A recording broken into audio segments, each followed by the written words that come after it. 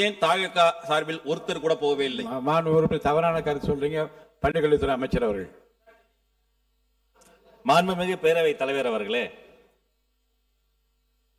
ஒரு நோய் தொற்றில் குழந்தைகள் இறக்கலாம், ஆனால் ஒரு தேர்வு முறையில் இத்தனை குழந்தைகள் இறந்ததை எல்லாம் அம்மா சுட்டிக்காட்டிய போது இந்த அரங்கம் அதிர்ந்தது. வரலாற்றில் முக்கியத்துவம் வாய்ந்த ஒரு நீட் எதிர்ப்பு சிறப்பு தீர்மானத்தை மாண்புமிகு சுகாதாரத்துறை அமைச்சர் கொண்டு வந்திருக்கிறார். அதை குறித்து பேசிய அண்ணன் அவர்கள் கூட எங்கோ பலனடைந்த ஒரு சில குழந்தைகளை சுட்டி காண்பித்தார். ஆனால் பலனடைகிற ஒரு சில குழந்தைகளை விட பாதிக்கப்படுகிற பல லட்சம் அரசு பள்ளி குழந்தைகளினுடைய நலனை கருத்தில் கொண்டுதான் இந்த வரலாற்று சிறப்புமிக்க நீட் எதிர்ப்பு தீர்மானம் கொண்டு வரப்பட்டிருக்கு. பெருந்தன்மையோடு இத்தனை அவதூறுகளையும் தாண்டி மதிப்பிற்குரிய மாண்புமிகு பொதுப்பணித்துறை அமைச்சர் சொல்கிறார், அரசியலை வைத்து இதில் பேச வேண்டாம், ஆக்கப்பூர்வமாக பேச வேண்டும் என்று சொன்ன பிறகும் கூட தொடர்ச்சியாக மாண்புமிகு உறுப்பினர் அவர்கள் அவதூறுகளை அள்ளி வீசுகிறார். நான் சொல்லிக் கொள்கிறேன், அரசியலில் அரியணை ஏறுவதற்கு முன்பே அருமை தங்கை இந்த நீட்டுக்கு எதிரான போரில் முதல் விதையாக விழுந்த அனிதாவின் வீட்டில் தரையில் அமர்ந்த மனிதர் என்னுடைய மாண்புமிகு முதல்வர்.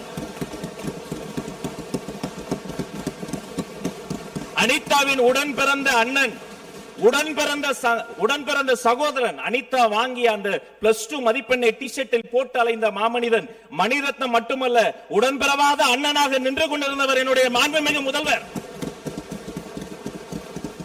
மதிப்பிற்குரிய பொது உடைமை தோழர்களினுடைய தமிழ்நாட்டு அரசியலுக்கு பாலபாடம் எடுக்கக்கூடிய பால நிலத்தில் அந்த போராட்டம் நடைபெற்ற போது அந்த போராட்ட களத்திலே போராடிய அப்பாவி மாணவர்களினுடைய புகழை திருடக்கூடிய ஒரு கூட்டத்தின் மத்தியிலும் கூட என்னை அனுப்பி அந்த போராட்டக்காரர்களை பார்க்க சொன்னவர் என்னுடைய மாண்புமிகு முதல்வர்.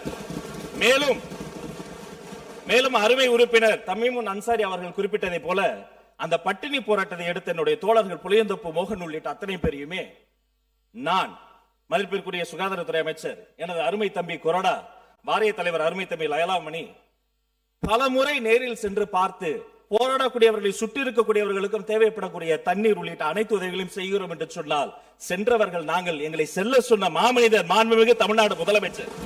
எனவே தயவு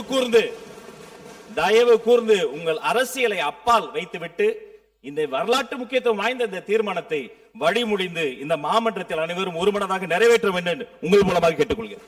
பேரவைத் தலைவர் அவர்களே, இத்தனை முறை கூறியும் அவர் மீண்டும் அரசியலை பேசிக் கொண்டிருக்கிறார். அண்ணனுக்கு ஒரு நினைவூட்டல். 2024ஆம் ஆண்டு இன்டர்ன்ஷிப் போன இடத்தில் கிணற்றில் தவறி விழுந்த ஒரு அரசு மாணவனுக்கு 2.5 ஆண்டுகள் கழித்து அங்கிருந்து யாருமே ஆறுதல் கூட சொல்லவில்லை, நேரில் கூட சென்று பார்க்கவில்லை. அவருடைய தாயாருக்கு ஒரு அரசு பணி கூட தரவில்லை. ஆனால் அரசியலுக்கே வருவதற்கு முன்பு அனிதாவினுடைய வீடுன்னு கூட சொல்ல முடியாது, ஒரு சின்ன குடிசை, கார் நுழைய முடியாத பாதையில் கூட அவருடைய கால் நுழைந்தது. நீங்கள் 1000 அவதூறை வீசினாலும் அந்த மாமனிதரை கலங்கப்படுத்த முடியாது.